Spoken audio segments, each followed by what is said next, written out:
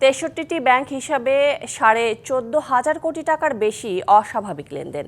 নিজে আর স্ত্রী মিলে গড়েছেন ৬৯ কোটি টাকার বেশি অবৈধ সম্পদ। এমন অভিযোগে নারায়ণগঞ্জের ব্রাহ্মণদী ইউনিয়নের সাবেক চেয়ারম্যান লাক মিয়া ও তার স্ত্রীর বিরুদ্ধে মামলা করেছে দুদক।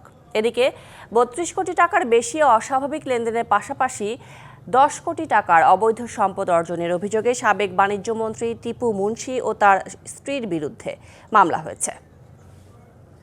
শিক্ষিত হিসাবে 100% আলহাজ লাক মিয়া ছিলেন নারায়ণগঞ্জ ২৫০০-এর ব্রাহ্মণদী ইউনিয়ন পরিষদ চেয়ারম্যান। ক্ষমতার অপব্যবহার করে নারায়ণগঞ্জ সহ পাশের এলাকায় জোরপূর্বক অন্যের জমি দখলের অভিযোগ তার বিরুদ্ধে। জমি ফেরত দেওয়ার কথা বলে ভুক্তভোগীদের কাছ থেকে নিতেন মোটা অঙ্কের টাকা, আর এতেই অঢেল সম্পদের মালিক বনে যান লাক মিয়া।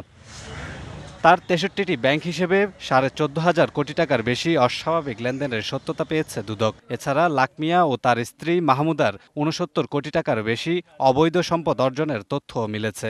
একনল হ্যান্ড ওয়াশ ১০০% প্যারাবেন ফ্রি, তাই নিরাপদ হাতের জন্য আস্থা রাখুন একনলে। ইউনিয়ন পরিষদের চেয়ারম্যান হিসেবে দায়িত্ব পালনকালে নিজ ক্ষমতার অপব্যবহার পূর্বক ১৪,৩৭৬ কোটি টাকারও বেশি অস্বাভাবিক লেনদেনের মাধ্যমে অপরাধলব্ধ অবৈধ অর্থ জ্ঞাতসারে হস্তান্তর, স্থানান্তর, রূপান্তরের অপরাধে সংশ্লিষ্ট ধারায় একটি মামলা রুজু হয়েছে।